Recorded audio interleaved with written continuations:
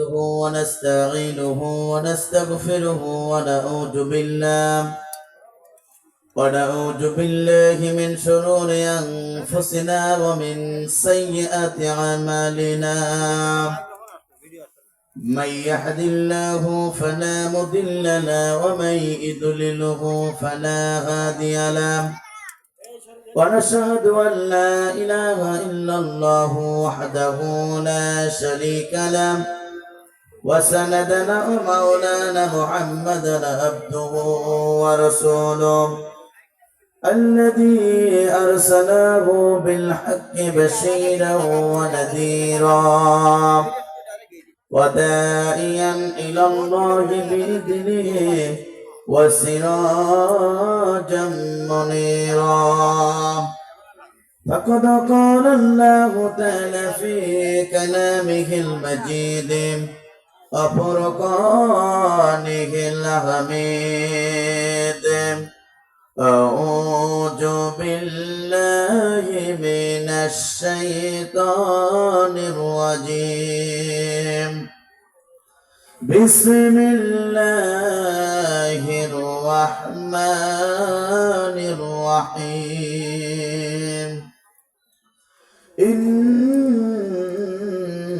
الله وملائكته يصلون على النبي يا أيها الذين آمنوا صلوا عليه وسلموا تسليما. সকলে জবান ছেড়ে আমরা দুরূদে ইব্রাহিম পাঠ করি।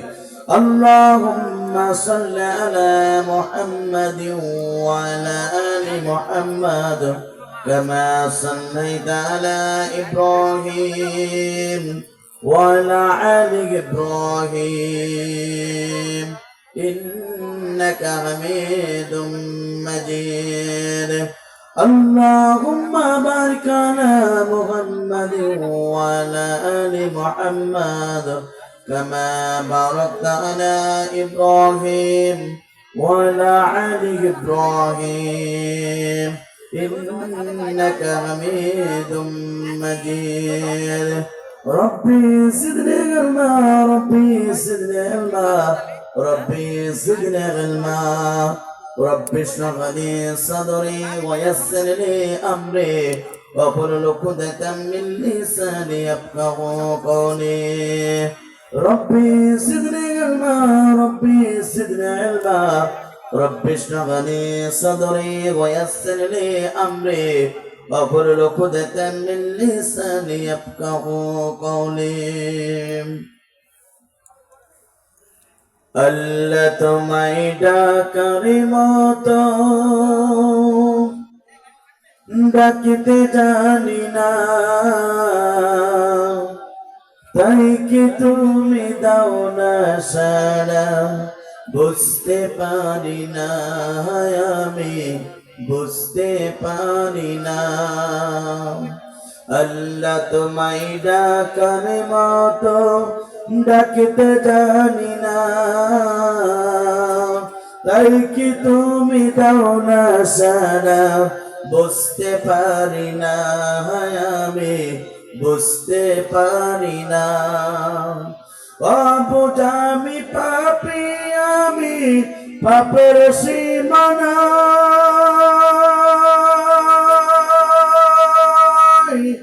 বারে বারে তোমার কাছে তাই তো ফিরে যাই, আমি তাই তো ফিরে যাই। বাবুটা আমি পাপী, আমি পাপের সীমানায়,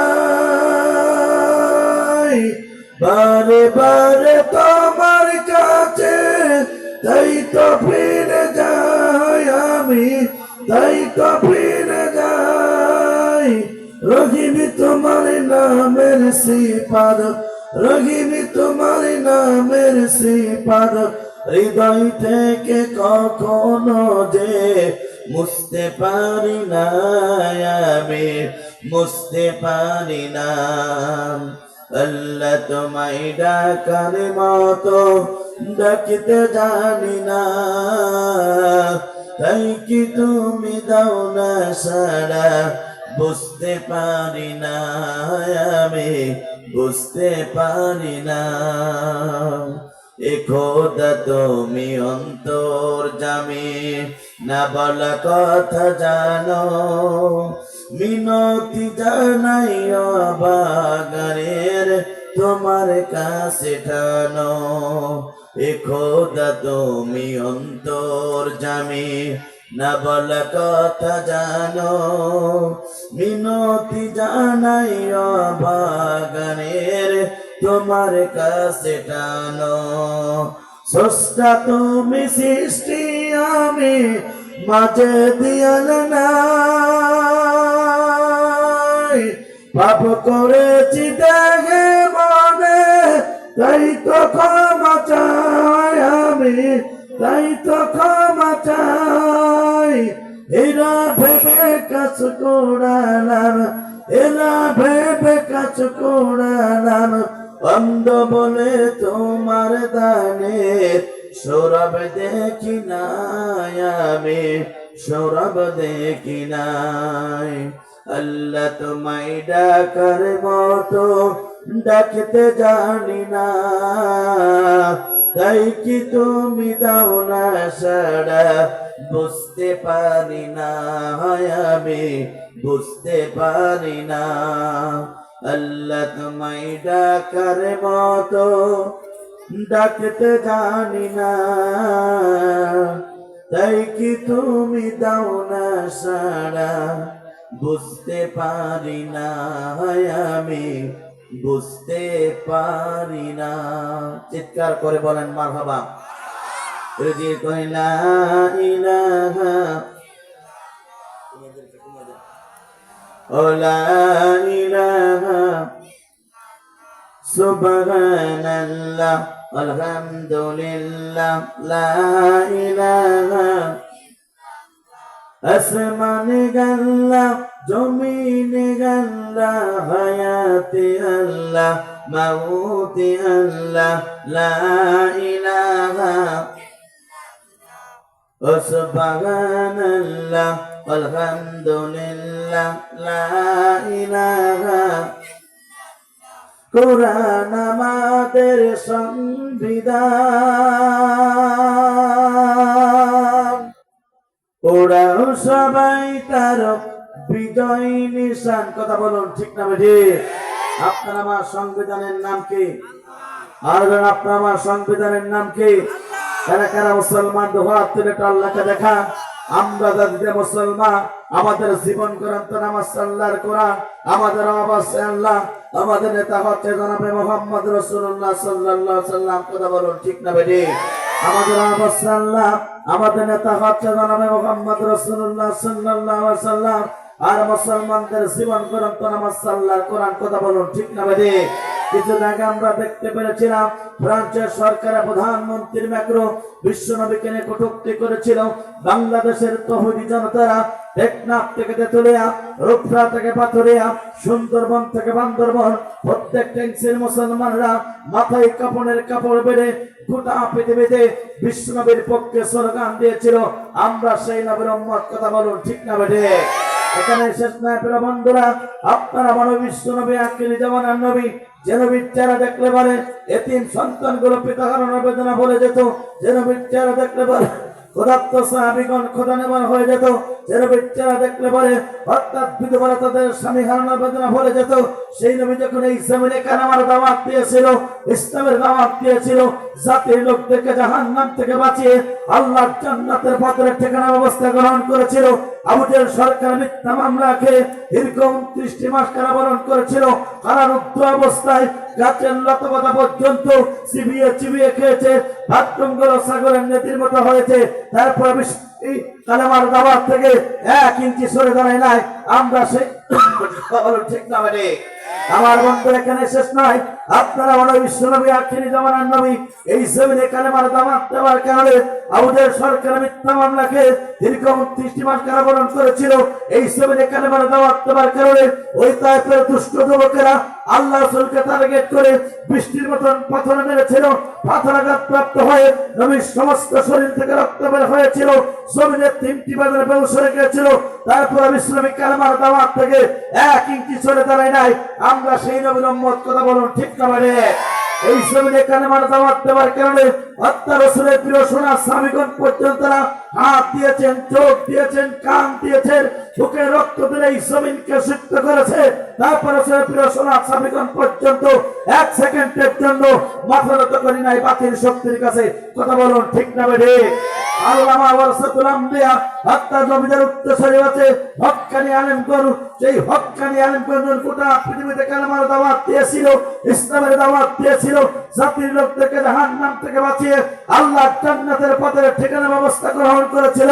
যুগে যুগে যত ইসলাম বিরোধী, কোরআন বিরোধী, অর্থাৎ যুগে যুগে যত ফেরাউনের বাচ্চারা ছিল, ওই ফেরাউনের বাচ্চারা আলেমদেরকে মিথ্যা মামলা দিয়ে রাতের পর রাত, দিনের পর দিন অন্ধপ্রকার জীবন যাপন করিয়েছে। আজ গোটা পৃথিবীর মুসলমান দেখলো, গোটা পৃথিবীতে দেখুন 50টা বছর ধরে কোরআনের তাফসীর করেছিল। কাবা ঘরে 3 দিনের থেকে পড়ার সুযোগ পেয়েছিল, 2 রাকাত নামাজ পড়ার সুযোগ পেয়েছিল। যার কণ্ঠে কোরআনের তাফসীর শুনে হাজার হাজার ইহুদি নাস্তিকরা কালেমা পড়ে মুসলমান হয়ে গিয়েছিল। যার জন্য গোটা বিশ্ববাদী কাঁদে, যার জন্য গোটা বাংলাদেশের মুসলমানের মাথা মুরব্বীরা পর্যন্ত কাঁদে। এই গোটা বাংলাদেশের সম্পদ, গোটা বিশ্ববাদীর সম্পদ কোরআনের পাখি আল্লামা সাঈদী পর্যন্ত গোটা পৃথিবীতে কালেমার দাওয়াত দেওয়ার কারণে, হক তাফসীর করার কারণে ওই জালিমরা 13টি বছর ধরে মিথ্যা মামলা দিয়ে অন্ধপ্রকার জীবন যাপন করিয়ে রাতের বেলা, দিনের পর দিন অন্ধপ্রকার জীবন যাপন করিয়ে ভারতকে খুশি করার জন্য ইনজেকশনের মাধ্যমে বিষ প্রয়োগ করে কোরআনের বাকি আল্লামা সাঈদীকে বিদায় গ্রহণ করালো। তারপরে কোরআনের বাকি আল্লামা সাঈদী পর্যন্ত 1 সেকেন্ডের জন্য বাতিলের কাছে মাথা নত করি নাই।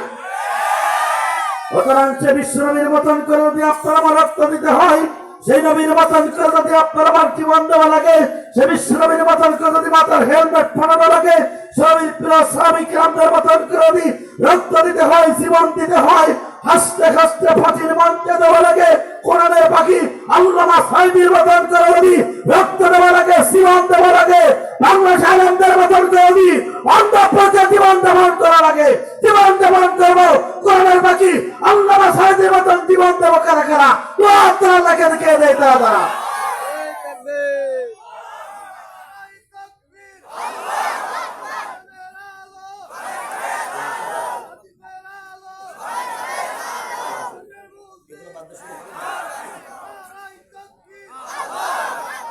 লিল্লাহে তাকবীর, লিল্লাহে তাকবীর।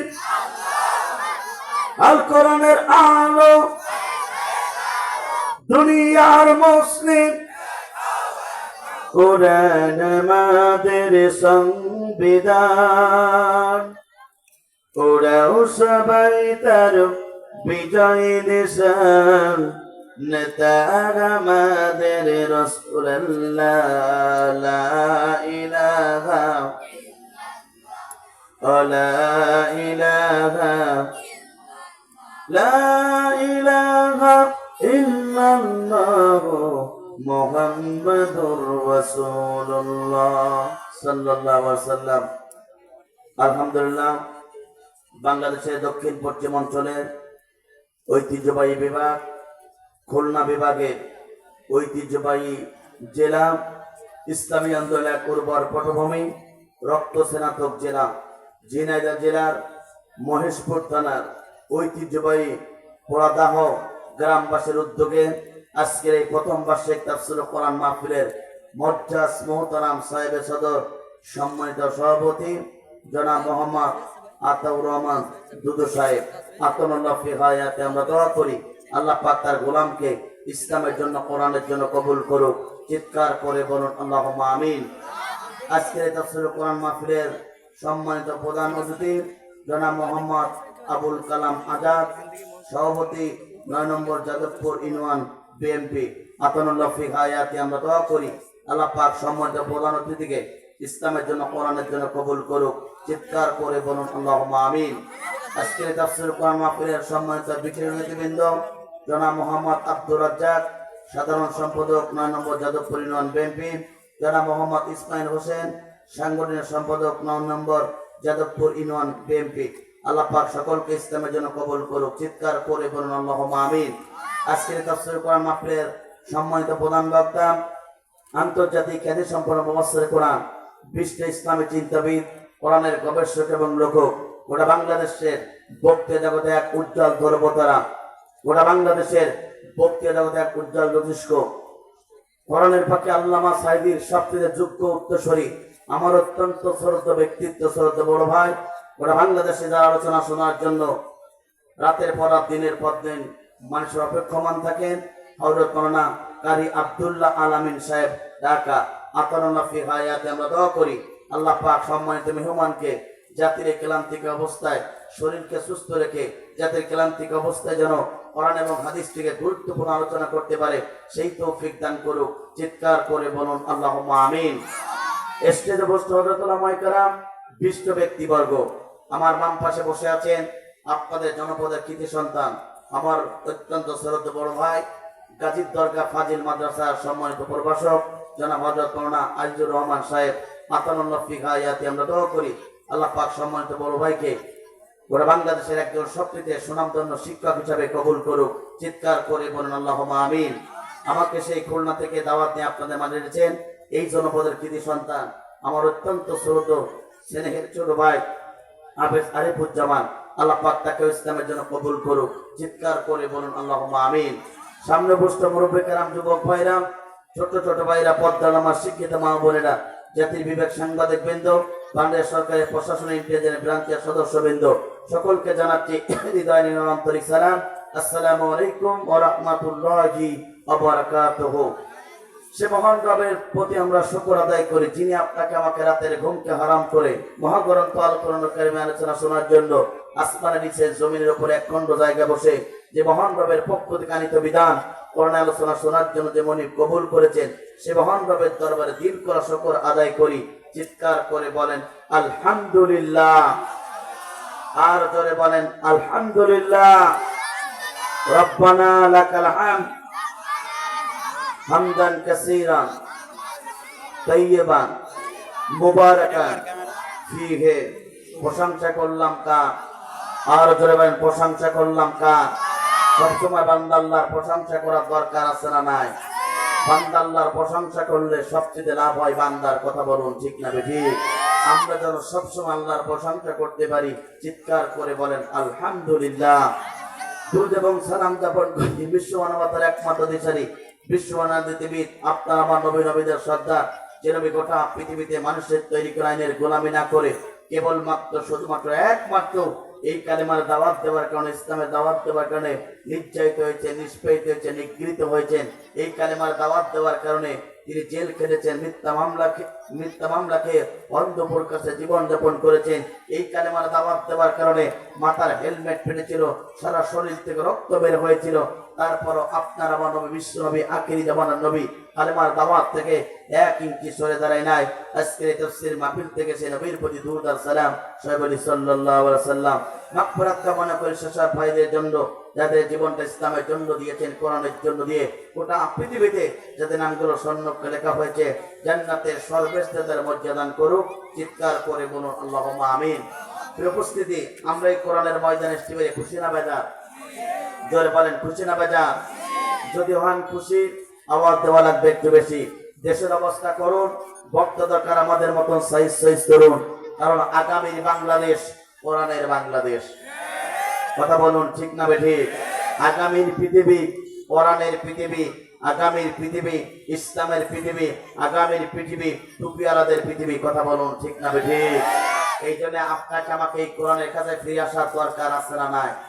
জোরে বলেন কোরআনের কাছে ফিরে আসার দরকার আছে না নাই? আমার বন্ধুরা, আমরা এমন এক আল্লাহর গোলাম যে গোলামেরা এই দুনিয়াতে আল্লাহর কোরআনের পক্ষে থাকবে, ইসলামের পক্ষে থাকবে, আল্লাহর জমিনে আল্লাহর দ্বীনের পক্ষে থাকবে। কোনো বাতিল শক্তির কাছে মুসলমান মাথা নত করতে পারে না। কথা বলুন ঠিক না বেঠিক? আমাদের পরিচয় আছে না নাই? আমাদের পরিচয় আছে না নাই? হৃদয় থেকে বলছি, আমাদের পরিচয় হচ্ছে আমরা জাতিতে মুসলমান। কথা বলুন ঠিক না বেঠিক? আমরা জাতিতে কি? আরো জোরে বলেন, আমরা জাতিতে কি? হৃদয় থেকে বলছি, আমরা জাতিতে মুসলমান। আমাদের জীবন গ্রন্থ নামাজ আল্লাহর কোরআন, আমাদের অবশ্যই আল্লাহ। আমরা বাংলাদেশে জন্মগ্রহণ করার কারণে আমরা বাংলাদেশি। কথা বলুন ঠিক না বেঠিক? কিন্তু আমাদের আসল পরিচয় হচ্ছে আমরা জাতিতে কি? এর জন্য বলেন, আমরা জাতিতে কি? আমরা জাতিতে মুসলমান। সুতরাং মুসলমান এই দুনিয়ার কারোর কাছে মাথা নত করতে পারে না। মিল্লাতা আবিকুম ইব্রাহিম হুয়া সাম্মাকুমুল মুসলিমিন। আমার বন্ধুরা, মুসলিম জাতির পিতা ইব্রাহিম আলাইহিস সালাতু ওয়াস সালাম। সুতরাং মুসলমান হিসাবে আমরা জাতিতে মুসলমান। আমরা বাঙালি পরিচয় নাই। বাংলাদেশে জন্মগ্রহণ করার কারণে আমরা বাংলাদেশি হতে পারি, কিন্তু আমাদের সবচেয়ে মূল পরিচয় হলো, হৃদয় থেকে বলছি, আমরা সবচেয়ে আল্লাহর কোরআন, আমরা জাতিতে মুসলমান। কথা বলুন ঠিক না বেঠে? এই জন্য মুসলমানের সংবিধান আল্লাহর কোরআন। এই কোরআন মোতাবেক জীবন গড়ার দরকার আছে না নাই? জোরে বলেন, আছে না নাই? আমার বন্ধুরা, এই জন্য দুনিয়ার যত তন্ত্র মন্ত্র, দুনিয়ার যত নাস্তিক্যবাদী বিধান আছে, সমস্ত বিধান মুসলমান মানতে পারে না। মুসলমান কেবলমাত্র শুধুমাত্র আল্লাহর কোরআন মানার দরকার আছে না নাই? কারণ এই কোরআন মানলে আপনাকে আমাকে দুনিয়াতেও সম্মানিত করবে, আখিরাতেও সম্মানিত করবে। যারা এই কোরআনের কাছে এনেছে, আল্লাহ পাক তাদেরকে সম্মানিত করেছে। আর যারা কোরআনের সাথে এই দুনিয়াতে কোরআনের সাথে বেয়াদবি করেছে, এই জমিন আল্লাহ দিনের পক্ষে না থেকে দিনের বিরোধিতা যারাই করেছে, গোটা পৃথিবীর সাক্ষী, আল্লাহ পাক তাদেরকে দুনিয়ার মাঝ থেকে লাঞ্ছিত অপমানিত করে বিদায় গ্রহণ করিয়েছে। কথা বলুন ঠিক না বেঠিক? আমার বন্ধুরা, তাহলে লক্ষ্য করুন, এই কোরআনুল কারীমটা আল্লাহর পক্ষ থেকে আপনার আমার জন্য সংবিধান। এই কোরআনুল কারীমটা আল্লাহর পক্ষ থেকে আপনার আমার জন্য সবচেয়ে রহমতের কিতাব। এই কোরআনুল কারীমটা আল্লাহর পক্ষ থেকে আপনার আমার জন্য হেদায়েতের কিতাব। এই কোরআনুল কারীমটা আল্লাহর পক্ষ থেকে আপনার আমার জন্য সবচেয়ে জাহান্নাম থেকে বাঁচিয়ে আল্লাহর জান্নাতে প্রবেশ করার জন্য কিতাব। আমার বন্ধুরা, তাহলে লক্ষ্য করুন, সুতরাং জাতিতে আমরা মুসলমান। আমাদের সবচেয়ে বড় পরিচয় হলো আমরা জাতিতে মুসলমান। সে আল্লাহর পক্ষ থেকে মুসলমানদের জন্য আল্লাহর পক্ষ থেকে সংবিধান আসলো। সেই সংবিধানের নাম হচ্ছে আল্লাহর কোরআন। সেই কোরআন আল্লাহ পাক বলছেন, বান্দা শুনে রাখো, দুনিয়ার সবকিছু পেয়ে খুশি হওয়া যাবে না। কেবলমাত্র শুধুমাত্র একমাত্র এই মুসলমান আল্লাহর কোরআন পেয়ে তারা আল্লাহর প্রতি খুশি হতে চায়। কথা বলুন ঠিক না বেঠিক? এই জন্য আল্লাহ রাব্বুল আলামিন কোরআনুল কারীমের ভিতরে ঘোষণা করলেন, কুল বিফাদলিল্লাহি ওয়া বিরাহমাতিহি ফাবিযালিকা ফালইফরাহু হুয়া খায়রুম মিম্মা ইয়াজমাউন। আল্লাহ পাক বলেন, বান্দা শুনে রাখো, আল্লাহর পক্ষ থেকে যত বরকত চলে আসলো, আল্লাহর পক্ষ থেকে যত অনুগ্রহ চলে আসলো, আল্লাহর পক্ষ থেকে যত বরকত রহমত চলে আসলো, তার এক নম্বর রহমত পূর্ণ কিতাবের নাম আছে আল্লাহর কোরআন। সুতরাং যে জাতি কোরআন পেয়ে আল্লাহর প্রতি খুশি হয়ে গেল, এই জাতি গোটা পৃথিবীর আসল সম্পদ তারা পেয়ে গেল। একবার জোরে জোরে বলুন আল্লাহু আকবার। আমার বন্ধু, আল্লাহ পাক বলেন, বান্দা শুনে রাখো, আল্লাহর পক্ষ থেকে যত অনুগ্রহ চলে আসলো, আল্লাহর পক্ষ থেকে যত বরকত চলে আসলো, আল্লাহর পক্ষ থেকে যত নিয়ামত চলে আসলো বান্দার জন্য, তার এক নম্বর নিয়ামত পূর্ণ কিতাবের নাম আছে আল্লাহর কোরআন। সুতরাং এই কোরআন পেয়ে যারা আল্লাহর প্রতি খুশি হয়ে গেল, এই কোরআনের সম্পদ পেয়ে যারা আল্লাহর প্রতি খুশি হয়ে গেল, ওই বান্দাগুলো পৃথিবীর সবচেয়ে শ্রেষ্ঠ সম্পদটা পেয়ে গেল। একবার জোরে জোরে বলুন আল্লাহু আকবার। আমার বন্ধুরা, এই জন্য কোরআন পেয়ে আল্লাহর প্রতি খুশি হওয়ার দরকার আছে না নাই? কোরআন পেয়ে মুসলমান আল্লাহর প্রতি খুশি হওয়ার দরকার আছে না নাই? মুসলমান জাতিতে আমরা মুসলমান, আপনাকে আমাকে এই কোরআন পেয়ে আল্লাহর প্রতি খুশি হতে হবে। আর এই দুনিয়াতে মুসলমান পরিচয় দিয়ে আল্লাহর কোরআনের কথা ভালো লাগে না, ইসলামের কথা ভালো লাগে না, ইসলামকে যারা রাজনীতি বলে উড়িয়ে দেয়, এই মুসলমানরা কোরআনের পক্ষে থাকতে পারে না। কোরআন পেয়ে যারা খুশি হয়ে যাবে, ওই ব্যক্তিগুলো হলো গোটা পৃথিবীর সবচেয়ে আসল সম্পদ পেয়ে গেল। কথা বলুন ঠিক না বেঠিক? আমার বন্ধুরা, আল্লাহ নবীর প্রিয় সাহাবায়ে কেরামরা তারাও ঠিক এই পৃথিবীতে এই কোরআন পেয়ে তারা আল্লাহর প্রতি খুশি হয়েছিল। কেমন খুশি হয়েছিল আমার বন্ধুরা লক্ষ্য করুন। আপনার আমার নবী, বিশ্ব নবী, আখিরি জামানার নবী মসজিদে নবীর তার বারান্দায় বসে একটু আরাম করছিলেন আসরের নামাজ আদায় করে। আমার বন্ধুরা, রাসূলের প্রিয় সাহাবী চতুর্থ খলিফা হযরত আলী রাদিয়াল্লাহু তাআলা আনহু, হাসান হুসাইনের পিতা ফাতিমার স্বামী হযরত আলী রাদিয়াল্লাহু তাআলা আনহু বিশ্ব নবীর কাছে চলে গেলেন।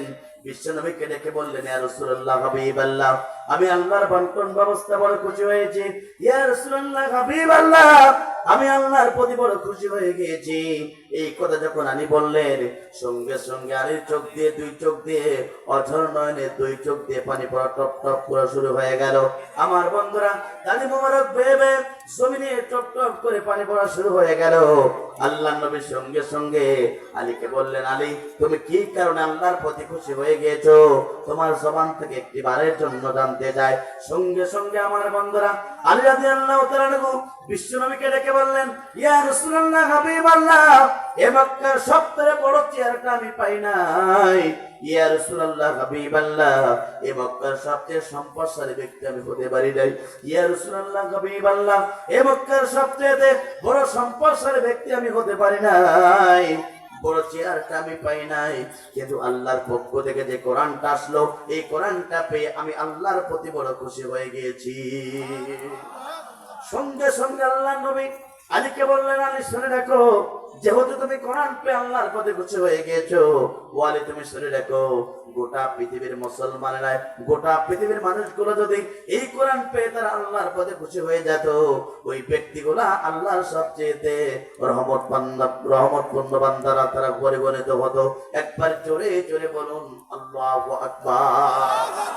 আমার বন্ধুরা, এই জন্য আপনি আমি এই কোরআনকে আল্লাহর প্রতি খুশি হতে চান কারা কারা? দুহাত তুলে আল্লাহকে দেখিয়ে দেন তারা তারা। লিল্লাহি তাকবীর, লিল্লাহি তাকবীর। আপনাকে আমাকে এই কোরআন পেয়ে খুশি হওয়ার দরকার আছে না নাই? আপনি কি গাড়ি বাড়ি পেয়ে খুশি? জোরে বলেন খুশি না। এই গাড়ি বাড়ি আপনাকে দুনিয়াতে কাজে লাগবে, কিন্তু আপনি আমি মুসলমান জাতিতে, আপনি আমি মুসলমান, আল্লাহর জীবন ব্যবস্থা, আল্লাহর কোরআন, এই জীবন ব্যবস্থা হিসেবে যদি আপনার জীবনটাকে সাজাতে পারে, এই কোরআনের পক্ষে থাকার কারণে দুনিয়াতেও সম্মানিত হবে, আখিরাতেও মুক্তি পেয়ে যাবে। আর জাতিতে মুসলমান পরিচয় দিয়ে আল্লাহর জমিনে কোরআন মানবেন না, ইসলাম মানবেন না, কোরআনের পক্ষে সাপোর্ট করবেন না, এই কোরআন আপনার জন্য দুনিয়াতে বাঙালি কোরআনের ব্যবস্থা গ্রহণ করবে। এই জন্য কোরআনের পক্ষে থাকার দরকার আছে না নাই? আমার তো কষ্ট হয়ে যাচ্ছে, এই বক্স গুলো বন্ধ করে শুধু হরেন চালাও। আমার বন্ধুরা, এই জন্য আপনাকে বলতে চাই, এই কোরআনের পক্ষে আপনি আমি থাকতে চাই। কথা বলুন ঠিক না বেঠিক? যুগে যুগে যারা কোরআন পেয়ে খুশি হয়েছিল, তাদের দুনিয়াতেও সম্মানিত করেছেন তিনি কে? যুগে যুগে যারা কোরআন পেয়ে আল্লাহর প্রতি খুশি হয়েছিল, তারা দুনিয়াতেও আল্লাহ পাক তাদেরকে সম্মানিত করেছে, আখিরাতেও সম্মানিত করেছে। আমার বন্ধুরা, অর্ধ জাহানের প্রেসিডেন্ট ওমর রাদিয়াল্লাহু তাআলা আনহু প্রাথমিক যুগে তিনি ইসলাম কবুল করতে পারি নাই, প্রাথমিক যুগে তিনি কালিমা গ্রহণ করতে পারি নাই, প্রাথমিক যুগে তিনি ইসলামের পক্ষে থাকতে পারি নাই। আমার বন্ধুরা, ইতিহাস সকলেই জানে, একটি শিক্ষা নিতে চায়। আমার বন্ধুরা, সেই ওমর অর্ধ জাহানের প্রেসিডেন্ট হয়েছিলেন। এই ওমর প্রাথমিক যুগে আল্লাহ নবীর কাল্লা কাটতে গিয়েছিল। কাল্লা কাটতে যখন ঘর থেকে বেরিয়েছিল, তার বন্ধু নাইমের সাথে দেখা হয়েছিল। নাইম বলেছিল, ওমর তুমি কোথাও যাও, আমি তোমার জবান থেকে জানতে চাই। ওমর বলেছিল, আব্দুল্লাহর বেটা মোহাম্মদের কাল্লা কাটতে চাই। আমার বন্ধুরা, সঙ্গে সঙ্গে ওমরের বন্ধু নাইম বলেছিল, তুমি কার কাল্লা কাটতে যাও? যে মোহাম্মদের কাল্লা তুমি কাটতে যাও, সেই মোহাম্মদের দিন তোমার বোন এবং ভগ্নিপতি বাচ্চার দিন ইসলাম কবুল করে তারা মুসলমান হয়েছে। চিৎকার করে বলেন আল্লাহু আকবার। আমরা সকলেই জানি, বিশ্বনবীর কাছে ওমরকে নিয়ে যাওয়া হলো। সেই ওমর যখন ইসলাম কবুল করলো, কালেমা গ্রহণ করলো, ইসলামের পক্ষে তরবারি রাঙ্গা তরবারি নিয়ে তিনি যখন ইসলামের পক্ষে কাজ করলেন, এই কোরআনের পক্ষে থাকার কারণে সেই ওমরকে দুনিয়া এবং আখিরাতে সম্মানিত করেছেন তিনি কে? জোরে বলেন তিনি কে? শুধু এখানেই শেষ নয়, মৃত্যুর পূর্বে আসমান থেকে সে ওমরের জন্য জান্নাত হিসেবে ঘোষণা আসলো। চিৎকার করে বলেন আল্লাহু আকবার। প্রিয় মহেশপুরবাসী, আপনাদেরকে লক্ষ্য করে বলতে চাই, দুনিয়ার যত তন্ত্র মন্ত্র আছে, মানুষ রচিত যত তন্ত্র মন্ত্র আছে, এটা মানুষকে সুখে শান্তিতে রাখতে পারে না। একটি কিতাবের পক্ষে থাকলে আপনাকে দুনিয়া এবং আখিরাতে শান্তি দিতে পারে। সেই কোরআনের পক্ষে জীবনের শেষ বিন্দু পর্যন্ত থাকার দরকার আছে না নাই? জোরে করেন আছে না নাই? যদি আপনি মুসলমান জান্নাত প্রত্যাশী হন, সিদ্ধান্ত আপনাকে নিতে হবে, এই জীবনে বাঁচবো যতদিন, কোরআনের পক্ষে থাকবো ততদিন। এই জীবনে বাঁচবো যতদিন, কোরআনের পক্ষে আন্দোলন করবো ততদিন। এই কোরআনটা দুনিয়ার কোন রাজনৈতিক দলের কিতাব নয়। এই কোরআনুল কারিমটা দুনিয়ার কোন মিশ্র দলের কিতাব নয়। এই কোরআনুল কারিমটা দুনিয়ার কোন গোষ্ঠী, কোন জনশক্তি গোষ্ঠী নয়। এটা হচ্ছে আল্লাহর পক্ষ থেকে মুসলমান হিসাবে আপনারা মাত্র সংবিধান, মুসলমান রান্নাঘর থেকে শুরু করে পার্লামেন্ট পর্যন্ত কিভাবে তার জীবনটা পরিচালিত করবে, সমস্ত সমস্যার সমাধান যে কিতাবে আল্লাহ পাক দিয়েছেন, সেই কিতাবটার নাম হচ্ছে আল্লাহর কোরআন। কথা বলুন ঠিক না ভাই?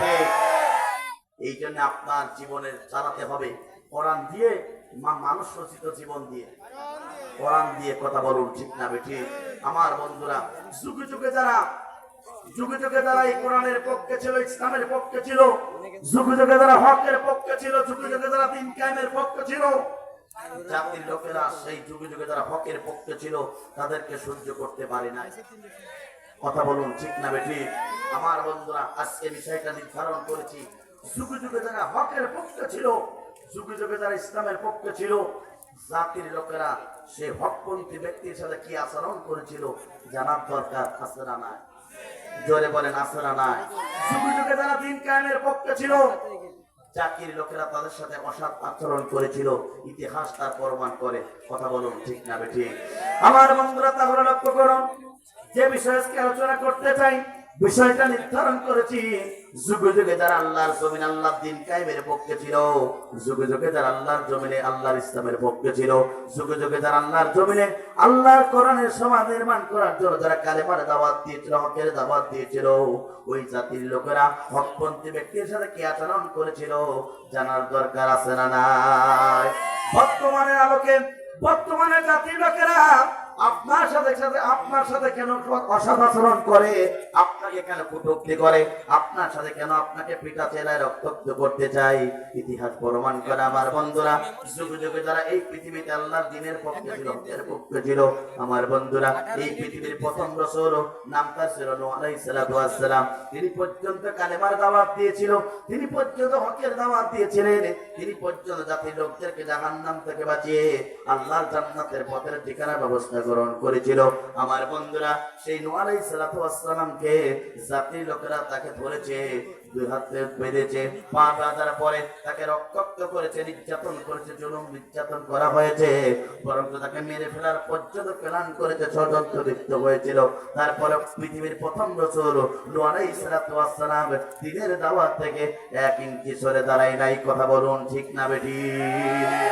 আমার বন্ধুরা, আমরা সকলেই জানি এই নূহ আলাইহিস সালাতু ওয়াস সালাম একদিন ঘর থেকে বেরিয়ে গেলেন, সকালের ফজরের নামাজটা আদায় করে ঘর থেকে বেরিয়ে গেলেন। এমন একটি সুন্দর বড় পাড়া যে একটা বাজার আছে, এমন একটি বাজারে চলে গেলেন। অসংখ্য যুবকদেরকে ডেকে বললেন, ও আমার কলিজার টুকরা যুবকেরা, আমি নিশ্চিত দেখতে পাচ্ছি তোমরা যে পথে আছো, এই পথে মৃত্যুবরণ করলে তোমরা জাহান্নামে চলে যাবে। ও আমার কলিজার টুকরা যুবকেরা, তোমরা ইসলাম কবুল করো, কালেমা গ্রহণ করো। কালেমা যদি গ্রহণ করে তোমরা মুসলমান হয়ে যাও, আর দ্বীনের পক্ষে যদি তোমরা থাকতে পারো, তাহলে জাহান্নাম থেকে বেঁচে যাবে। নূহ আলাইহিস সালাতু ওয়াস সালাম এই কালেমার দাওয়াত দিয়েছিল। আমার বন্ধুরা, নূহ আলাইহিস সালাতু ওয়াস সালাম জাতির লোকেরা কালেমাকে তাকে গ্রহণ না করে, বরং এই পৃথিবীর প্রথম রাসূল নূহ আলাইহিস সালাতু ওয়াস সালামকে দুইটা হাত বেঁধে ফেললো, দুইটা পা বেঁধে ফেললো।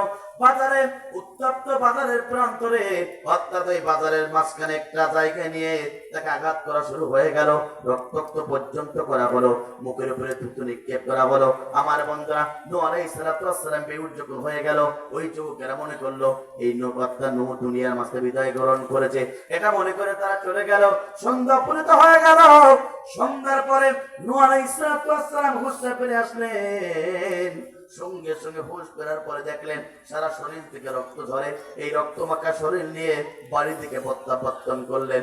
স্ত্রীকে ডেকে বললেন, ও আমার প্রিয়তম স্ত্রী, তুমি আমার জন্য একটু সেবা করো, তুমি একটু সাহায্য করো। আমার বন্ধুরা, এই পৃথিবীর প্রথম রাসূল নূহ আলাইহিস সালাম যখন এই কথা বললেন, সঙ্গে সঙ্গে নূহ আলাইহিস সালামের স্ত্রী বললেন, আপনার মতন পাগল আসমানের নিচে জমিনের উপরে একজন হতে পারে না। একবার জোরে জোরে বলেন আল্লাহু আকবার। আমার বন্ধুরা, নূহ আলাইহিস সালামের স্ত্রী যখন এই কথা বললেন, আপনার মতন একজন পাগল এই সমাজে আর থাকতে পারে না, এই কথা যখন বললেন, আমার বন্ধুরা আল্লাহ পাক অখুশি হয়ে গেল, নবী পর্যন্ত অখুশি হয়ে গেল। আমার বন্ধুরা, এই জন্য সঙ্গে সঙ্গে আমার বন্ধুরা আল্লাহ পাক ঘোষণা করলেন, ও নূহ তুমি শুনে রাখো, তোমার স্ত্রী তোমাকে সাহায্য না করার কারণে মৃত্যুর পরে তোমার স্ত্রী জাহান্নামে যাবে, তোমার স্ত্রী জান্নাতে যেতে পারবে না। কথা বলুন ঠিক না বেঠিক? এই পৃথিবীর দুজন নবীর স্ত্রী যাবে জাহান্নামে, তার এক নম্বর হলো আমার বন্ধুরা নূহ আলাইহিস সালামের স্ত্রী যাবে জাহান্নামে। দ্বিতীয় নম্বর হলো আমার বন্ধুরা লূত আলাইহিস সালামের স্ত্রী পর্যন্ত যাবে জাহান্নামে। লূত আলাইহিস সালামের স্ত্রী পর্যন্ত, সেও পর্যন্ত জাহান্নামে যাবে। কথা বলুন ঠিক না বেঠিক? আমার বন্ধুরা, শুধু এখানে শেষ নয়, এই পৃথিবীর প্রথম রাসূল তিনি পর্যন্ত দিনের দাওয়াত দেওয়ার কারণে জাতির লোকেরা এমন আচরণ করেছিল, সেই জাতির লোকদেরকে দুনিয়ার মাঝ থেকে ফেরাউন দিয়ে ধ্বংসগ্রহণ করিয়েছিলেন। তিনি কে? আরো জোরে বলেন তিনি কে? সে আল্লাহ কাছে না নাই? জোরে বলেন সে আল্লাহ পাক আছে না নাই? আমার বন্ধুরা, সেই আল্লাহ পাক এখনো শক্তি কমে যায় নাই, এখনো বিদ্যমান আছে। সুতরাং এই জাতির লোকেরা যদি সেই নবীওয়ালা কাজ যারা এই সমাজে করে, তাদের সাথে আচরণ যদি খারাপ করে, ভবিষ্যতে তাদেরকে দুনিয়ার মাঝ থেকে আল্লাহ পাক ধ্বংস করাতে পারে। কথা বলুন ঠিক না বেটি? এই পৃথিবীর আমার বন্ধুরা মুসলিম জাতির পিতা ইব্রাহিম আলাইহিস সালাম তিনি পর্যন্ত কালেমার দাওয়াত দিয়েছিল, তিনি পর্যন্ত হকের দাওয়াত দিয়েছিল। আমার বন্ধুরা, আমরা সকলেই জানি নমরুদ সহ্য করতে পারে নাই, মুসলিম জাতির পিতা ইব্রাহিম আলাইহিস সালামের সাথে খারাপ আচরণ করেছিল, তাকে অন্যায়ভাবে গ্রেফতার করেছিল, জুলুম নির্যাতন করেছিল। আগুনের ভিতরে মুসলিম জাতির পিতা ইব্রাহিমকে ফেলানো হলো। এই আগুনের ভিতরে ফেলানোর পরে তাকে মারার জন্য চেষ্টা করেছিল। আমার বন্ধুরা, গোটা পৃথিবীতে মুসলিম জাতির পিতা ইব্রাহিম আলাইহিস সালামকে আল্লাহ রাব্বুল আলামিন নিরাপদে রাখলেন, আর গোটা পৃথিবীর মাঝখানে লাঞ্ছিত অপমানিত করে জুতার বাড়ি খাওয়ে গোটা পৃথিবীর মাঝ থেকে নমরুদকে আল্লাহ পাক বিদায় গ্রহণ করালেন। কথা বলুন ঠিক না বেঠিক? সুতরাং বর্তমানে যারা নমরুদ সাজতে চায়, ভবিষ্যতে জুতার বাড়ি খাওয়ার জন্য প্রস্তুত গ্রহণ করুন। কথা বলুন ঠিক না বেঠিক? ১৩টি বছর ধরে যারা জাতির লোকদের সাথে এমন খারাপ আচরণ করেছে, ইদিরই গর্ত পর্যন্ত খুঁজে পায় নাই। কথা বলুন ঠিক না বেঠিক? আমার বন্ধুরা, শুধু এখানেই শেষ নয়, মুসা আলাইহিস সালাম তিনি পর্যন্ত দিনের দাওয়াত দিয়েছিলেন, তিনি পর্যন্ত হকের দাওয়াত দিয়েছিলেন। জাতির লোকেরা তার সাথে খারাপ আচরণ করেছিল, অর্থাৎ ফেরাউন পর্যন্ত তাকে মানার জন্য অনেক জুলুম নির্যাতন পর্যন্ত করেছিল। আমার বন্ধুরা, সকলেই জানেন মুসা আলাইহিস সালাম ফেরাউনের রাজদরবারে চলে গেল, আর নিজের সবাত্তা নিজের ভাইকে নিয়ে, হারুন আলাইহিস সালামকে নিয়ে যাওয়ার পরে এবারে ফেরাউনের রাজদরবারে ঢুকলো। সঙ্গে সঙ্গে মুসা আলাইহিস সালাম বলল, ও ফেরাউন, তুমি কালেমা গ্রহণ করো। ফেরাউনের সঙ্গে সঙ্গে মাথাটা গরম হয়ে গেল। সঙ্গে সঙ্গে ফেরাউন বলল, আব্দুল মুসা, আমি মুসাকে হত্যা করতে চাই। তার যত প্রশাসন বাহিনী ছিল সমস্ত প্রশাসন বাহিনী বলল, কি কারণে আপনি মুসা আলাইহিস সালামকে হত্যা করতে যান?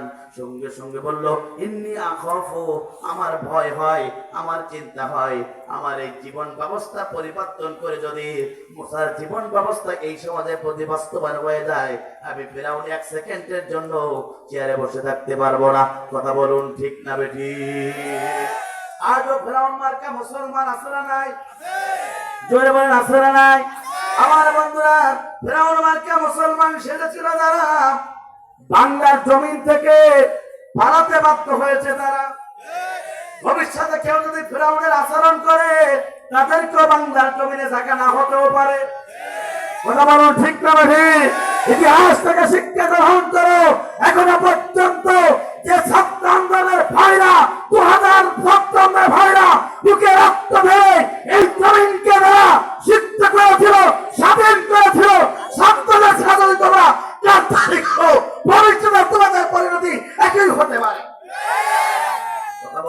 না বেঠি? নিজেরা কত কিছু করেছে, কিছুই করতে পারলে না। শৈরাবুসাই রক্তের বিনিময়ে বাংলাদেশের নতুন স্বাধীনতা, দেখো না বাংলাদেশের কেউ বলতে পারবে না। কথা বলুন ঠিক না বেঠি? বাংলার জমিনে আল্লামা সাঈদী রক্ত ঝরেছিল, কোরআনের পাকে আল্লামা সাঈদী রক্ত পড়েছিল। আমার রক্ত যদি এই বাংলার জমিনে ঝরে, এই বাংলার জমিন থেকে নতুন ভাবে স্বাধীনতা দিবে আমার বন্ধুরা। কোরআনের বাকি আল্লামা সাঈদী রক্ত ঝরেছিল। এই বাংলাদেশে অসংখ্য কোরআনের ব্যক্তিরা জীবন দিয়েছে।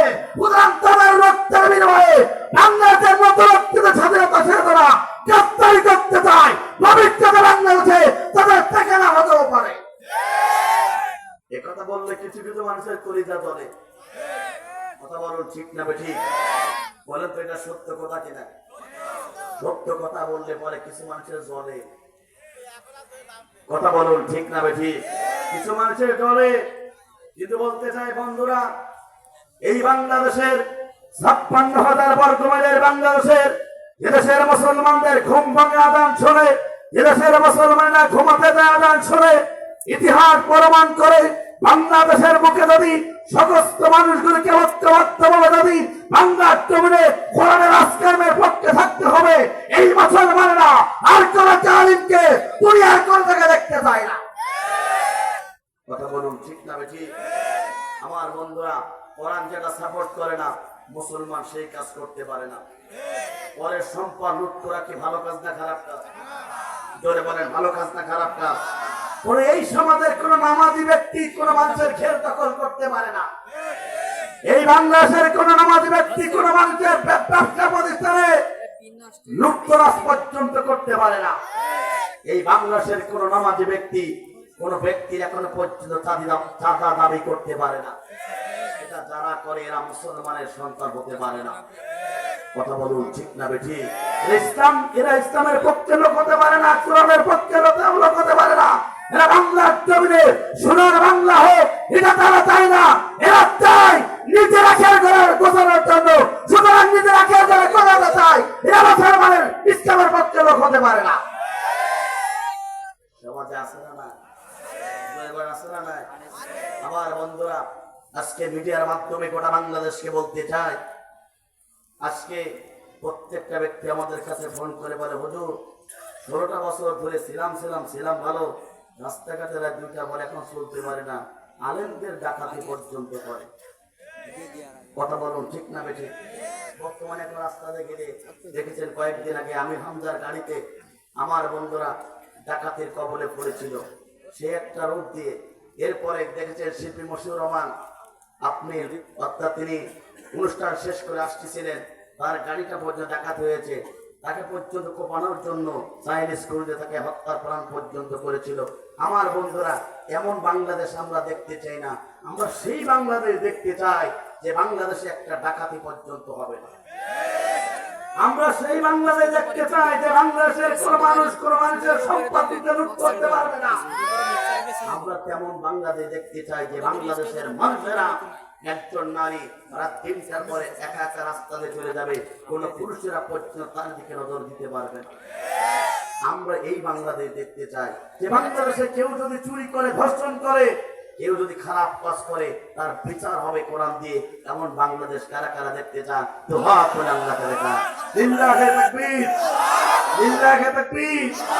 আমার বন্ধুরা, এমন বাংলাদেশ দেখার দরকার আছে না নাই? কত খালা দেখেছি, কত ফুফু দেখেছি, কত চাচা দেখেছি, কত চাচি দেখেছি, সব দেখা শেষ। আগামীর বাংলাদেশ হবে এই কোরআনের বাংলাদেশ। কথা বলুন ঠিক না বেঠি? আমরা জাতিতে মুসলমান, যারা ক্ষমতা যেতে চান, আমাদের কোনো আফসোস নেই। মুসলমানদের দাবি হলো ওই পার্লামেন্টে যাওয়ার পরে এই কোরআন দিয়ে পার্লামেন্ট চালাতে হবে।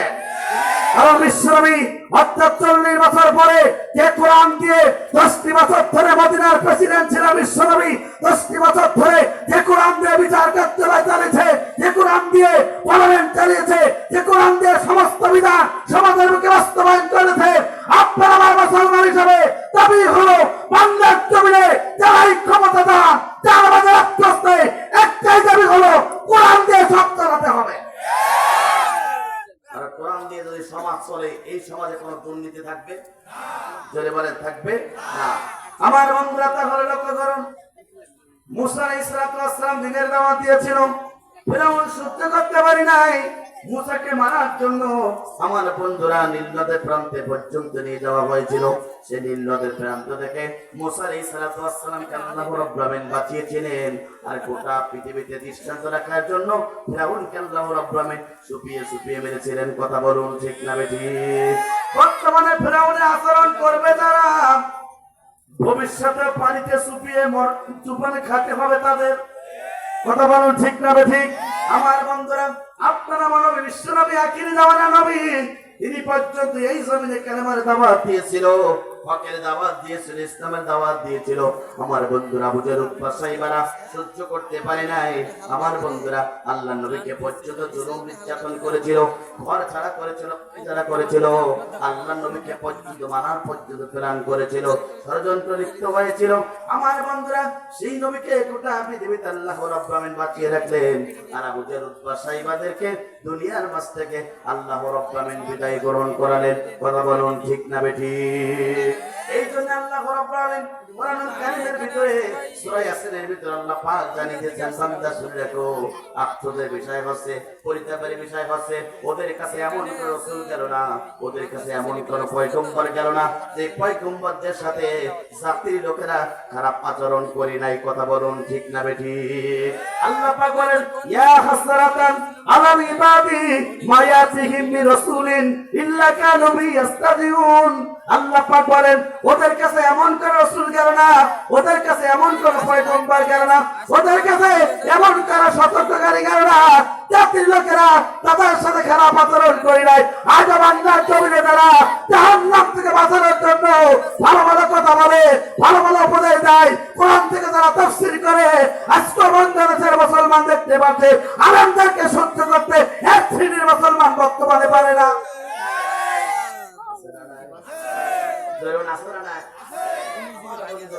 আমরা তো এদেশের প্রধানমন্ত্রী হতে চাই না, আমরা তো দেশের এমপি হতে চাই না, আমরা তো দেশের মেম্বার হতে চাই না, আমরা দেশের চেয়ারম্যান হতে চাই না। আমাদের দাবি হলো আমরা জাতিতে মুসলমান, এই জমিন আল্লাহ, আসমান আল্লাহ, সবকিছু আল্লাহ, এই কোরআন দিয়ে সবকিছু চালাতে হবে। কথা বলুন ঠিক না বেঠিক? একজন মুসলমান হিসাবে, একজন দায়ী হিসাবে, একজন নবীর উম্মত হিসাবে এই দাবি, এই জাতির কাছে এই কথাগুলো, এই মেসেজগুলো দেওয়ার দরকার আছে না? না, এই কথাগুলো যখন বলি অনেকে বলে এরা সব জামাত ইসলামের লোক। কথা বলুন ঠিক না বেঠিক? আমাদের একটা দলে ঢোকাই দেয় আমরা জামাতের প্রোডাক্ট নয়, আমরা হচ্ছে কোরআনের প্রোডাক্ট। কথা বলুন ঠিক না বেঠিক? আমরা হচ্ছে কোরআনের পক্ষের লোক, ইসলামের পক্ষের লোক। একটিবারের জন্য চিন্তা করলেন না, আপনার জীবনে যদি ইসলাম না থাকে, আপনার জীবনে যদি কোরআন না থাকে, আপনার জীবনে যদি নবীর আদর্শ না থাকে, গোটা পৃথিবীর সমস্ত মুসলমানকে আপনাকে মানতে পারলো আল্লাহর কোরআনের পক্ষে সাপোর্ট না হলে মৃত্যুর পরে আল্লাহ জান্নাত প্রাপ্ত হবেন না। কথা বলুন ঠিক না বেঠিক? আমার বন্ধুরা তাহলে লক্ষ্য করুন, আল্লাহ পাক এই জন্য বলেছেন, ওদের কাছে এমন কোন সতর্ককারী ব্যক্তি গেল না, ওদের কাছে এমন কোন পয়গম্বর গেল না যে পয়গম্বরদের সাথে জাতির লোকেরা খারাপ আচরণ করে নাই, খারাপ সম্পদ তাদের সাথে খারাপ আচরণ করে নাই, তাদেরকে জুলুম নির্যাতন করে নাই। আমার বন্ধুরা এই জন্য আপনাদেরকে লক্ষ্য করে বলতে চাই, সিদ্ধান্ত নিতে হবে আপনাকে।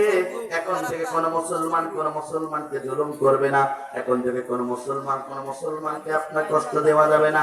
এখন থেকে সিদ্ধান্ত গ্রহণ করতে হবে। আগামীতে সোনার বাংলাদেশ সাজাতে গেলে আপনাকে আমাকে একত্রিত হয়ে ঐক্যবদ্ধ থাকতে হবে। কথা বলুন ঠিক না বেঠিক? এই জন্য আল্লাহ পাক বলেন, বান্দা শুনে রাখো, ওদের কাছে এমন কোন পয়গম্বর গেল না, এমন কোন সতর্ককারী গেল না যাদের সাথে জাতির লোকেরা সবচেয়ে খারাপ আচরণ করে নাই, তাদেরকে কষ্ট দেয় নাই, জুলুম করে নাই।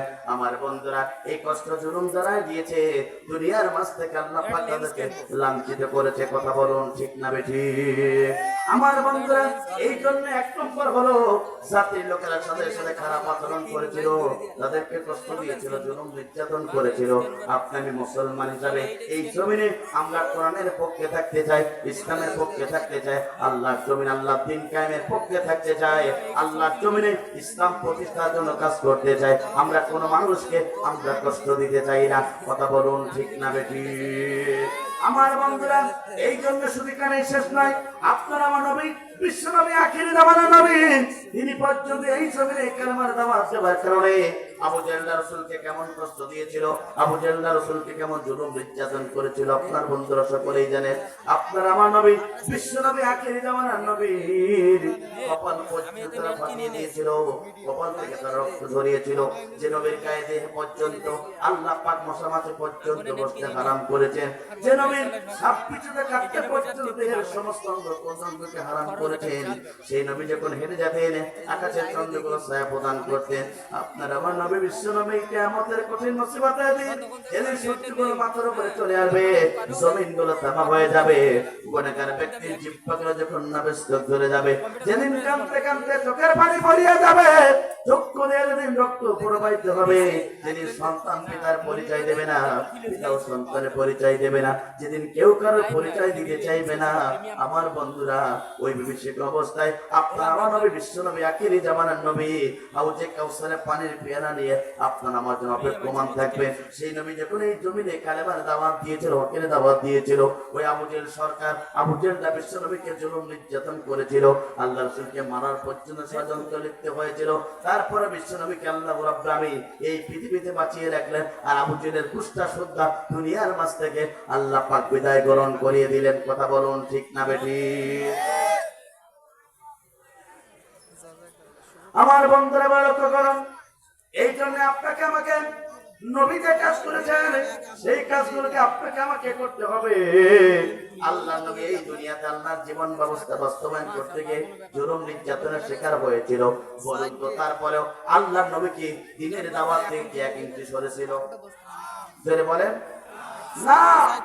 আপনার আমার নবী মিথ্যা মামলা খেয়েছেন, অন্ধ প্রকার জীবন যাপন করেছেন, শরীর থেকে রক্ত ঝরলো, হেলমেট পারলো, মাথা রক্ত দান শহীদ হতে হলো, তারপরে নবী কালেমার দাওয়াত থেকে এক ইঞ্চি সরে দাঁড়ায় নাই।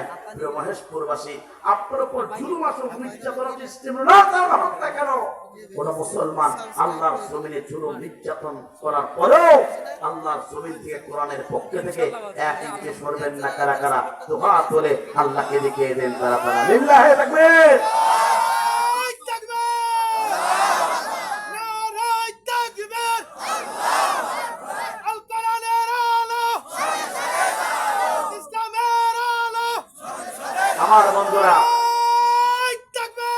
আমার বন্ধুরা সুতরাং বিশ্বনবী যখন বিশ্বনবী জেল খেটেছেন, মিথ্যা মামলা খেয়ে অন্ধ প্রকারে জীবন যাপন করেছেন, কিন্তু জুলুম নির্যাতন হওয়ার পরেও আল্লাহ নবী যখন দিনের দাওয়াত থেকে সরে যায় নাই, আজকে মহেশপুরবাসী আপনাকে সিদ্ধান্ত নিতে হবে, আগামীতে ওই বাংলার জমিনে যদি ইসলাম প্রতিষ্ঠার জন্য, কোরআন প্রতিষ্ঠার জন্য, ইসলামী সমাজ প্রতিষ্ঠার জন্য, কোরআনের পার্লামেন্ট প্রতিষ্ঠার জন্য যদি আপনাকে আমাকে জুলুম নির্যাতনের শিকার হতে হয়, মুসলমান জুলুম নির্যাতনের শিকার হব, তারপরে কোরআনের পক্ষ থেকে একজন মুসলমান সরতে পারে না।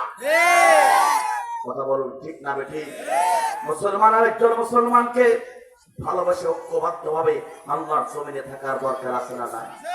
আমার বন্ধুরা, আল্লাহ নবীর প্রিয় সাহাবায়ে কেরামগণ তারা জুলুমের শিকার হয়েছে, তারপরও তারা জমিন থেকে এক ইঞ্চি সরে দাঁড়ায় নাই।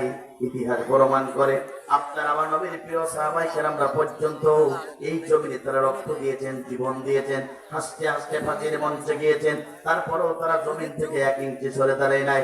আমার বন্ধুরা, নবীর অসংখ্য প্রিয় সাহাবীগণ তারা এই জমিনে কষ্ট করেছেন, তারপরও দিনের দাওয়াত থেকে এক ইঞ্চি সরে দাঁড়ায় নাই। জুলুমের শিকার হয়েছে, নির্যাতনের শিকার হয়েছে, কোরআনের দাওয়াত থেকে এক ইঞ্চি তারা সরে দাঁড়ায় নাই। একবার জোরে জোরে বলুন আল্লাহু আকবার। নবীর প্রিয় প্রাণ সাহাবী ছিল, নাম তার ছিল আমর ইবনে জুমু রাদিয়াল্লাহু তাআলা আনহু।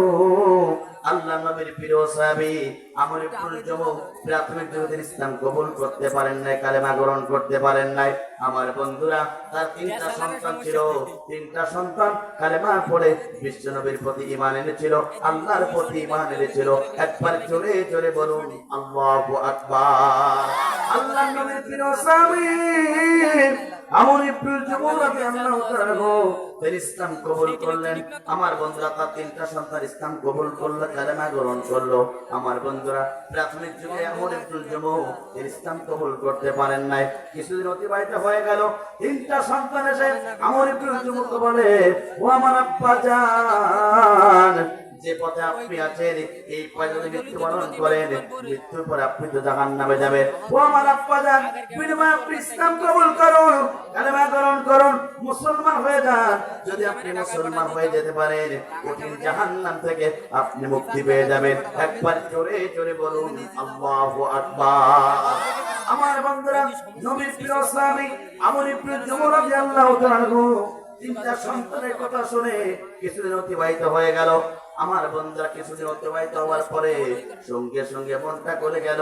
আমর ইবনে জুমুহ তিনটা সন্তানকে ডেকে বললেন, ও আমার বাবারা, আমি ইসলাম কবুল করতে চাই, কালেমা গ্রহণ করতে চাই। তোমরা আমাকে দেরি করো না, তোমরা আমাকে আর দেরি করো না, নিয়ে যাও নবীর কাছে। একবার জোরে জোরে বলুন আল্লাহু আকবার। আমর ইবনে জুমুহকে আমার বন্ধুরা নিজের তিনটা সন্তান, আমর ইবনে জুমুহর দুইটা পা নষ্ট ছিল, তার প্যারালাইসিস ছিল, পা দুইটা নষ্ট ছিল। এই দুইটা পা নিয়ে আস্তে আস্তে করে নবীর কাছে চলে গেলেন। আমর ইবনে জুমুহ সঙ্গে সঙ্গে বিশ্বনবী দেখলেন আমর ইবনে জুমুহকে দেখে খুশি হয়ে গেলেন। তিনটা সন্তান বললেন, ইয়া রাসূলুল্লাহ, হাবিবাল্লাহ, আপনার কাছে জানাতে চাই, নিজের বাবা ইসলাম কবুল করার জন্য আপনার কাছে, ইয়া রাসূলুল্লাহ, হাবিবাল্লাহ, আপনি দেরি করাবেন না, আপনি আমাদের পিতাকে মুসলমান বানান, কালেমা পড়ে। একবার জোরে জোরে বলুন আল্লাহু আকবার। আমার বন্ধুরা, নবীর প্রিয় সাহাবী আমর ইবনে জুমুহ রাদিয়াল্লাহু তাআলা সঙ্গে সঙ্গে রাসূলুল্লাহ সাল্লাল্লাহু আলাইহি ওয়াসাল্লামের কাছে হাত দিয়ে, হাতে হাত রেখে কালেমা পড়ে মুসলমান বানালেন আমর ইবনে জুমুহকে। বিশ্বনবী একবার জোরে জোরে বলুন আল্লাহু আকবার। কালেমা পড়ে মুসলমান হলেন। আল্লাহর নবীর সঙ্গে সঙ্গে আমর ইবনে জুমুহকে বললেন, আমর ইবনে জুমুহ, তুমি শুনে রাখো, যতদিন পর্যন্ত তুমি জীবিত থাকবে, দুনিয়াতে যতদিন পর্যন্ত বেঁচে থাকবে, আমর ইবনে জুমুহ, তুমি শুনে রাখো, ইসলামের পথ থেকে, কালেমার পথ থেকে তুমি এক ইঞ্চি সরবে না। একবার জোরে জোরে বলুন আল্লাহু আকবার। আল্লাহর নবীর প্রিয় সাহাবী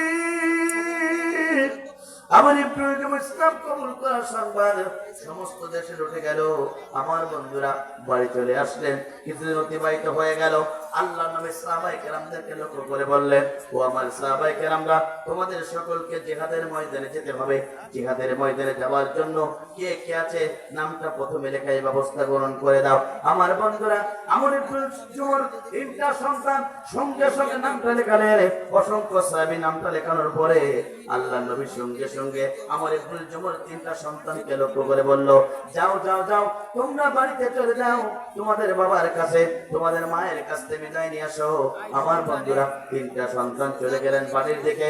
বাড়িতে যাওয়ার পরে আমার বন্ধুরা নিজের বাবাকে ডেকে বললেন, আব্বা জান, ইসলাম কবুল করেছেন, কালেমা গ্রহণ করেছেন, আমরা আপনার তিনটা সন্তান ইসলাম কবুল করেছি, কালেমা গ্রহণ করেছি।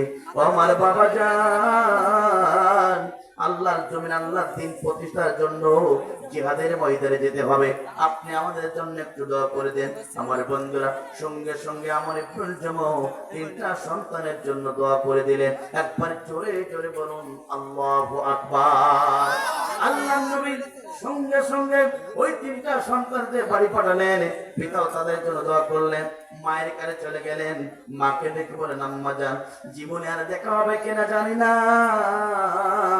জিহাদের ময়দানে যাচ্ছি, আমার আম্মা জান, আপনি আমাদের তিন ভাইয়ের জন্য দোয়া করবেন, আমরা যেন আপনার তিনটা সন্তান জিহাদের ময়দানে জীবনটা দিয়ে আল্লাহর সবচেয়ে প্রিয় মেহমান হতে পারি। এই কথা যখন বললেন, সঙ্গে সঙ্গে নিজের মা আল্লাহর কাছে দোয়া করেন, আল্লাহ আপনি আমার তিনটা ছেলেদের জন্য আল্লাহ আপনি শহীদ হিসাবে আমি যেন শহীদদের মা হতে পারি। আমার বন্ধুরা এইভাবে দোয়া করলে এইবার তিনটা সন্তান যে সময় মায়ের কাছ থেকে দোয়া নিলেন, বাবার কাছ থেকে দোয়া নিয়ে যখন বিশ্বনবীর দরবারে যাচ্ছেন, হঠাৎ করে নিজের বাবা আমর ইবনুল জুমু তিনটা সন্তানকে ডেকে বলল, ও আমার বাবারা, তোমাদের সাথে একটু কথা বলতে চাই। তোমরা জিহাদের ময়দানে দিন প্রতিষ্ঠার জন্য যাচ্ছ। আমার বলে, আমার মনটা বলে, আমার বাবারা, আমার জিহাদের ময়দানে আমার জীবনটা পর্যন্ত আল্লাহর দ্বীনের জন্য উৎসর্গ করে দেই। একবার জোরে জোরে বলুন আল্লাহু আকবার। আল্লাহর নবীর প্রিয় সাহাবী আমর ইবনুল জুমু রাদিয়াল্লাহু তাআলা এই কথা যখন বললেন, সঙ্গে সঙ্গে আমার বন্ধুরা সঙ্গে সঙ্গে সেই তিনজন সন্তান বললেন, ও আমার বাবা, আমরা তো শরীরটা ভালো, আপনার তো শরীরটা ভালো না, দুইটা পা নষ্ট আছে, কিভাবে আপনি জিহাদের ময়দানে যাবেন? আমার বন্ধুরা সঙ্গে সঙ্গে তিনটা সন্তান যখন এই কথা বললেন, আমর ইবনুল জুমু বললেন, আমার সন্তান তোমরা শরীর দেখো, দুইটা পা নষ্ট রাখতে পারে, তবে আমি নবীর পাশে গিয়ে যদি জিহাদের ময়দানে নবীর পাশে দিয়ে যদি আমি থাকতে পারি, আর আমার জীবনটা যদি জিহাদের ময়দানে যদি দিতে পারি, আমি নবীর প্রতি সবচেয়ে খুশি হয়ে যাব। আমার বন্ধুরা সঙ্গে সঙ্গে তিনটা সন্তান বললেন, ও আমার বাবা, আপনি বাড়িতে থাকুন, আপনি আমার জন্য দোয়া করুন। তিনটা সন্তান বাবার কাছে দোয়া নিয়ে জিহাদের ময়দানে বিশ্বনবীর কাছে চলে গেলেন। আমার বন্ধুরা ঈশার নামাজটা আদায় হয়ে গেল। ঈশার নামাজ পড়ে আমর ইবনুল জুমু যাই নামাজে বলেছিলেন, সঙ্গে সঙ্গে চিন্তা করলেন, তিনটা সন্তান জিহাদের ময়দানে চলে গেল, আমিও পর্যন্ত জিহাদের ময়দানে যেতে চাই। আমার বন্ধুরা এই দুইটা পা নষ্ট পা নিয়ে আল্লাহ নবীর প্রিয় সাহাবী আমর ইবনুল জুমু আল্লাহ নবীর বাড়ির দিকে রওনা দিলেন। আমার বন্ধুরা আস্তে আস্তে করে যেতে যেতে অনেক রাত হয়ে গেল, নবীর কাছে চলে গেলেন, রাসূলকে সালাম দিলেন, বললেন, রাসূলুল্লাহ, হাবিবাল্লাহ, আমি ইসলাম কবুল করেছি, কালেমা গ্রহণ করেছি। ইয়া রাসূলুল্লাহ, আপনি তো খুশি? আমার তিনটা সন্তান ইসলাম কবুল করেছে। ইয়া রাসূলুল্লাহ, আপনি তো খুশি? আমার তিনটা সন্তান জিহাদের ময়দানে যেতে চাই। ইয়া রাসূলুল্লাহ, আপনি অনুমতি দিয়েছেন, আমি দোয়া করেছি, আমার স্ত্রী পর্যন্ত দোয়া করেছে। ইয়া রাসূলুল্লাহ, হাবিবাল্লাহ, আমার মনে কামনা বাসনা হলো আমি নবীর প্রিয় সাহাবী আমর ইবনুল জুমু জিহাদের ময়দানে নবীর সাথে অংশগ্রহণ করতে চাই। একবার জোরে জোরে বলুন আল্লাহু আকবার। সঙ্গে সঙ্গে আমার বন্ধুরা আল্লাহর নবী আমর ইবনুল জুমুকে বললেন, ও আমর ইবনুল জুমু, তোমার তো দুইটা পা নষ্ট, এই দুইটা পা নষ্ট নিয়ে তুমি কিভাবে জিহাদের ময়দানে অংশগ্রহণ করবে? সঙ্গে সঙ্গে আমর ইবনুল জুমু বললেন, ইয়া রাসূলুল্লাহ, হাবিবাল্লাহ, আপনি আমাকে ক্ষমা করবেন, আপনি আমাকে মাফ করে দিবেন। আমার দুইটা পা নেই, কিন্তু আমার ইচ্ছা শক্তি আছে, আমার সমস্ত শক্তি দিয়ে জিহাদের ময়দানে নবীর পাশে থাকতে চাই। ইয়া রাসূলুল্লাহ, যখন কাফেররা টার্গেট করে আপনাকে বৃষ্টির মতন পাথর মারবে অথবা তীর মারবে, আমি যদি নবীর পাশে থাকতে পারি, আর ওই তীরগুলো যদি নবীর প্রিয় সাহাবী আমর ইবনুল জুমুর বুকের উপরে লাগে, আমি দুনিয়ার মাঝ থেকে যদি চলে যাই আর আমার নবী যদি নিরাপত্তা থাকে, আমি আল্লাহর প্রতি সবচেয়ে খুশি হয়ে যাব। এই করে আমর ইবনুল জুমু বললেন, সঙ্গে সঙ্গে আমার বন্ধুরা আমর ইবনুল জুমু যখন এই কথা বললেন, নবী খুশি হয়ে গেলেন। আমর ইবনুল জুমুকে বললেন, আমর ইবনুল জুমু, শুনে দেখো, তোমার মনের ইচ্ছা কামনা বাসনা আল্লাহ পাক কবুল করেছে, আমি তোমাকে জিহাদের ময়দানে যাওয়ার জন্য অনুমতি দিয়ে দিলাম। একবার জোরে জোরে বলুন আল্লাহু আকবার। জোরে করে লা ইলাহা ইল্লাল্লাহ, লা ইলাহা ইল্লাল্লাহ, লা ইলাহা লা ইলাহা ইল্লাল্লাহু মুহাম্মাদুর রাসূলুল্লাহ। আজকে মরলে কালকে দুই দিন, পরের দিন কেউ চিনবে না, যাদের জন্য করলা কামাই মরলে তারা চিনবে না। কথা বলুন ঠিক না বেরে? আজকে মরলে কালকে দুই দিন, পরের দিন কেউ চিনবে না, যাদের জন্য করলা কামাই মরলে তারা চিনবে না। থাকতে সময় আমল করো, ঈমান করো খাঁটি, শেষ ঠিকানা তোমার আমার 3.5 হাতে মাটি। আজকে মরলে কালকে 2 দিন, পরের দিন কেউ চিনবে না। যাদের জন্য করলা কামাই, মরলে তারা চিনবে না। কথা বলুন ঠিক না ঠিক? এত কিছু কামাই করলাম, এত কিছু করলাম, মৃত্যুর পরে কি সম্পদ আপনার আমার সাথে যাবে? জোরে বলেন যাবে না। আমর ইবনুল জুমু রাদিয়াল্লাহু তাআলা আনহু, আমার বন্ধুরা, প্রাথমিক যুগে ইসলাম কবুল করলেন, জিহাদের ময়দানে অংশগ্রহণ করলেন, নবীর সাথে তিনি নবীর কাছ থেকে অনুমতি পেলেন, বাড়িতে আসলেন। বাড়ি থেকে তিনি জিহাদের ময়দানে গিয়েছিলেন। জিহাদের ময়দানে আল্লাহ নবীর প্রিয় সাহাবী আমর ইবনুল জুমু কি পুরস্কার পেয়েছিলেন শুনতে চান কারা কারা? দুহাত করে আল্লাহকে দেখিয়ে দেন তারা তারা। লিল্লাহি তাকবীর, লিল্লাহি তাকবীর। রাসূলের সবচেয়ে প্রিয় সাহাবী আমর ইবনুল জুমু 2টা পা ছিল না, কিন্তু জিহাদের ময়দানে অংশগ্রহণ করেছিলেন। প্রিয় মহেশপুরবাসী, আপনাকে আমাকে বাংলার জমিনে জিহাদের ময়দানে যদি আবারও আসে,